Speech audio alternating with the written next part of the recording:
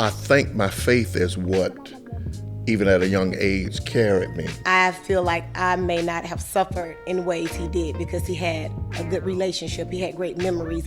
Growing up fast taught me a lot about how to survive, how to take care of myself, and now ultimately taking care of the family.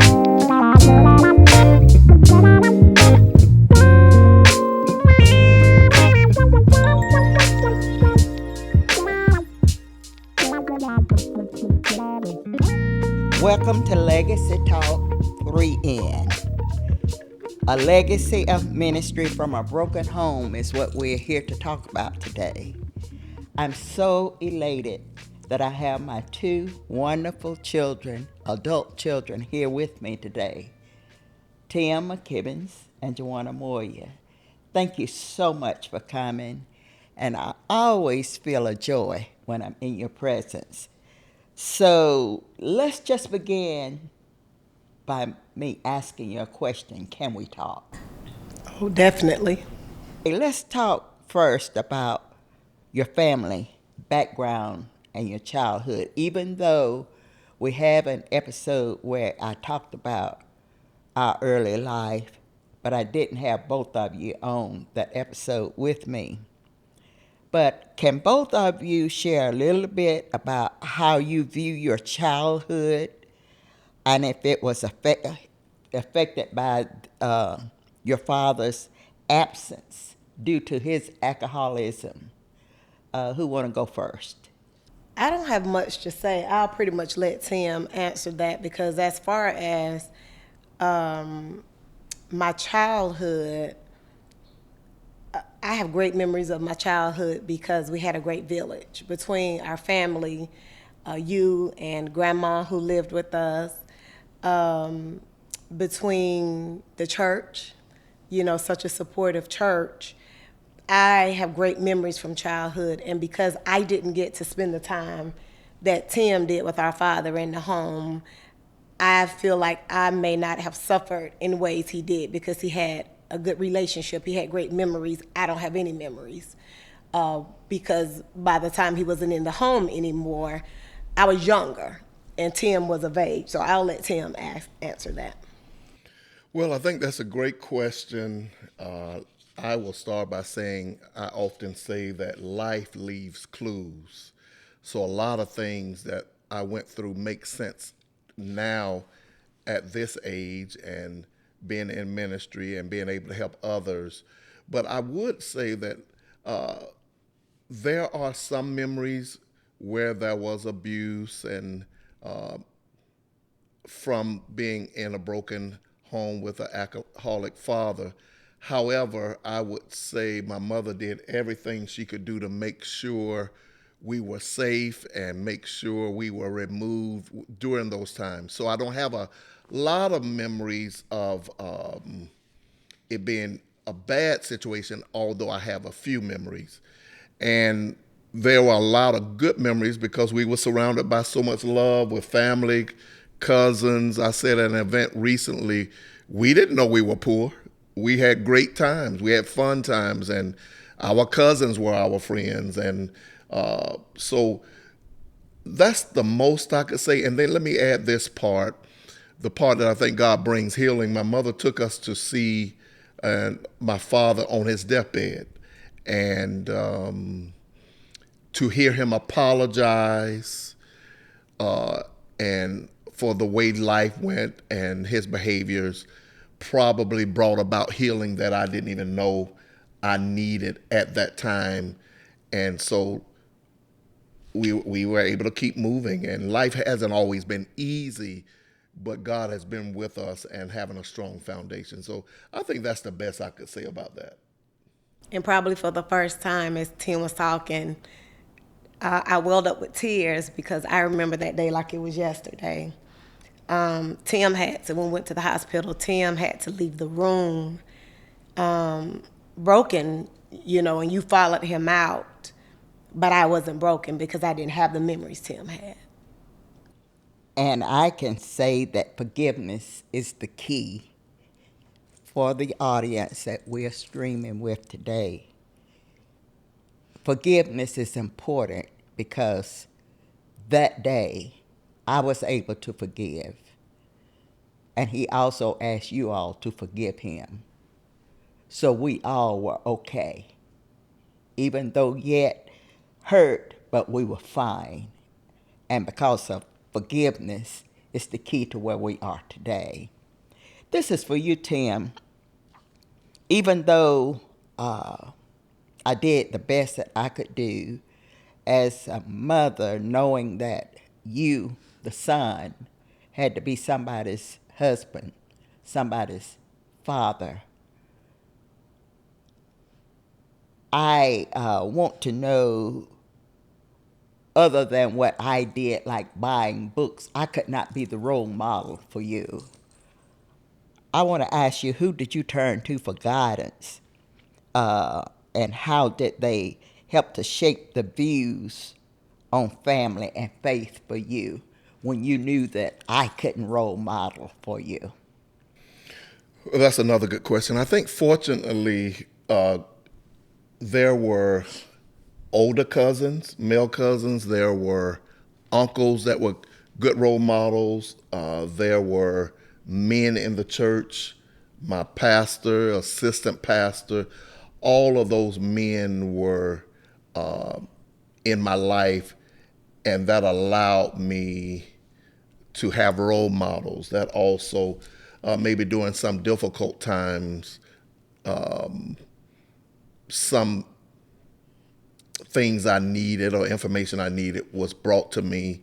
It was probably late on in life when I got comfortable with certain questions or concerns that I may not have answers for. But I will say God always allowed men of good character, men with good standards, role models, mentors. Even in the college times, there were mentors that were always there. So God always provides what you need. So I'm confident in knowing that, and hopefully this will help somebody, that whatever you need, God will provide it. Juana, I'm going to direct this question to you. Was there any emotional weight on you growing up without a father in the home?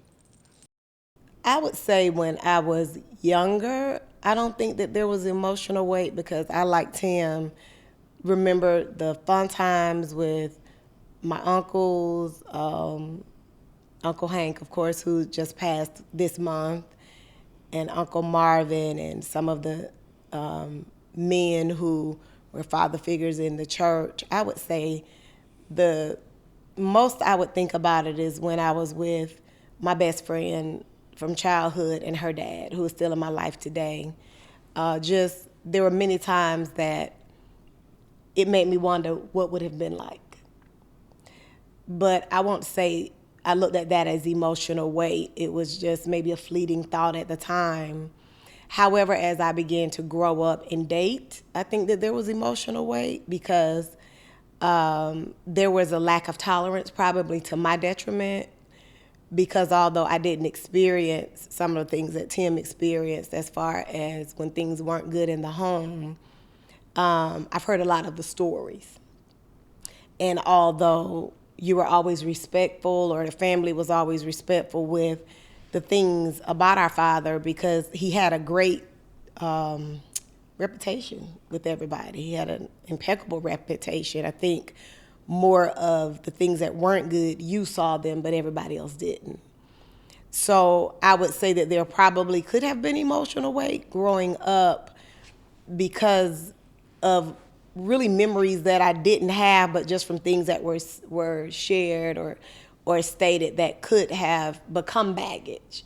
But because of the faith that we had and grew into, I think that God protected me from allowing it to turn into baggage, emotional baggage. And I certainly understand that. And this is one of the things that I dealt with as a mother in allowing you at such an early age to get married.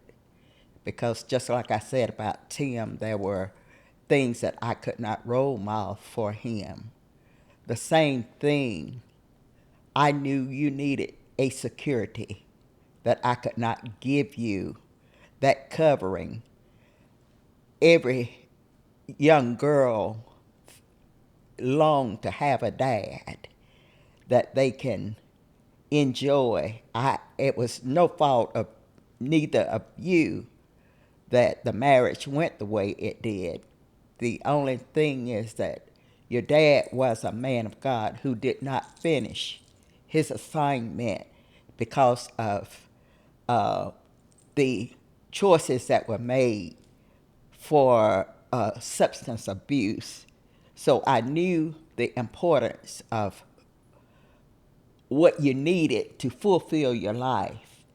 And when the young man named Keith Moria came into your life, and I scrutinized him and found out exactly who he was, as much as I loved you, it was easy for me to release you to him at such an early age, 21, when you had slept in the bed with me 17 years. Wow. Not by choice, but it was the best we could do, because with 3 bedrooms, your brother had a room. My mother had come to live with us.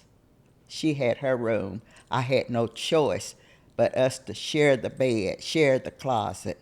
So the hardest thing for me to release you was I felt like one part of you were not ready because of the years that you had slept so close to me. But I did not have to worry about that. You left and you never returned because God's hand was in it. So we can just shout for joy with that today.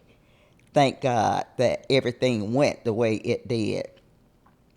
So I'm going to move on. Tim, were there any moments in your life where there was anger and bitterness or doubt about your faith during your younger years? If so, how did you overcome them? I can't say that I had bitterness or anger. I think my faith is what, even at a young age, carried me. I don't know how to always explain that, but we grew up in church, and even if I couldn't acknowledge it at a young age, I knew it wasn't until I got to college that I became comfortable, knowing I was different, knowing that I was a man of God, knowing that I was headed in the direction of ministry. So I can't say that I was bitter or angry. There were times that maybe not being comfortable, not having things that other young people had, or the nicer things, or a car to a certain extent. But I truthfully can't say that I had anger or bitterness. And I do think that my faith made the difference. It's going to lead me to the next question, and either one of you can take it. How did your home life influence your personal journey toward your faith? The home life that was set before you. I can start. Home life and faith went together. I think having to grow up fast, grow up early, working early, starting, I think my first job was 15, working in a men's clothing store with our assistant pastor at that time. That may have been no, let me backtrack, cutting the grass at the church. So I think having so much responsibility, my sister's 5 years younger, so I learned how to cook because my mother left food out and said, cook it. Or watching how she cooked, or my grandmother cooked, so I know how to cook. I don't let everybody know I know how to cook, but because I had to do it growing up. And so I think home and faith worked together because that's where we spent most of the time at church in that season. And growing up fast taught me a lot about how to survive, how to take care of myself, and now ultimately taking care of a family and being responsible. I don't say that every child needs to be responsible as early as I had to, but again, life leaves clues. It makes sense now, and I think I'm able to help some others now. And I think that what could have seem problematic for the both of us because I share all of those sentiments that Tim shared. I think what could have been viewed as problematic or a lot for children ended up being our greatest assets, because although we live a more pleasurable life now, we have a great balance enough from the way we grew up and the lives that God has have afforded us to make sure that our children, although they were gifted to have some things that we didn't have and some experiences that we didn't, they also, all of them share our work ethic, because we were able to not only provide for them some things that weren't, as a single parent, that you weren't able to provide for us. We also have a level of independence that we challenged our children to have. So it was a great balance, unlike people who grew up with everything. So what could have been looked at, again, as problematic ended up being a great blessing as we talk about a legacy of faith, a legacy of work ethic, a legacy of integrity, a legacy of character. We were able to pass those things along based on more how we grew up than what we experienced as adults. And I, as a parent, Tim, felt that I put more responsibility on you, and I worried about it and how it would affect your life later, because you being the older one, I put the responsibility on you to take care of her when I could not be there.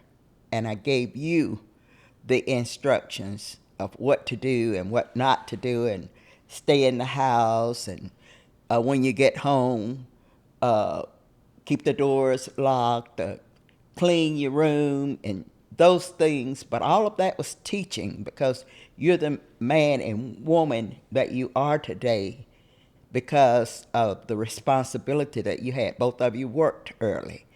Both of you acquired your cars early, and I never had to lay awake not one night to wonder where you were. So not only was I trying to develop you, it was my responsibility to make sure that you all were as whole as possible. So we're going to move along, and I want to know now, was there a pivotal moment or experience when you felt God calling you toward ministry, despite the challenges that you had in your early life? Was there any specific thing that knew that God was calling? I would say for me, yes, couple experiences, and I'll go back to again to Life Leaves Clues. I was the church musician for 26 years. Music was in our DNA. Music was a part. My father was a musician. Grandfather, grandmother were ministers. A legacy of ministers on both sides. But I never wanted it to be a minister because of that. I wanted to know that, not just because I was told you walk like a preacher, you look like a preacher, your father was a preacher, your grandmother was a preacher, your grandfather was a preacher. But to answer your question, I would say a couple events. When I got to college and started meeting people who looked like me at Clark Atlanta University, who loved the Lord, who were unashamedly Christians, and they were starting to visit our church and found out I was a musician. At that age, it got more comfortable being who I was as a musician, as comfortable speaking on my salvation. But the time came where music became a struggle, and I knew it was more. I didn't necessarily know how to get there. I knew, here's the thing, being in church all of my life, I didn't know that. I had to admit at some point, I didn't know the word of God because I was focused on music. I knew how to be churchy, but I didn't know the word of God. I knew church. I knew how to make people shout with my music. I knew how to make a preacher sound good with my music. But you come to a time, you have to come to the grips with what is that all about? And what do you know and what can you speak of? And then I started my seminary journey in 1997, knowing it's more than music. The music had become a task. It wasn't enjoyable, but it was a part of my ability. So I identified at that time my gift versus my calling. Music is my gift. I don't play a lot now, but I know music. I know when it's right. I know when it's wrong. I know sounds. But I identified that music was a gift. The Word of God was my calling. Leadership was my calling. I still struggle. How do I get there? That would cause some frustration. And I'll try to make this quick, but one other turning point that led me into pastoring, I took a class called Apologetics, learning how to defend your faith. And I had an A average. My professor said, defend something, learn how to defend something. And I went to him with my subject. He said, it's pretty broad, but you can do it. And so I went to him, had an A average. He let some graduate students grade the paper. And to make a long story short, I failed that class. I was discouraged. This was winter semester, Christmas time, December 2007. I talked with the professor all during the holidays. He said, Brother McKibbins, I think we can salvage your grade after hearing your defense.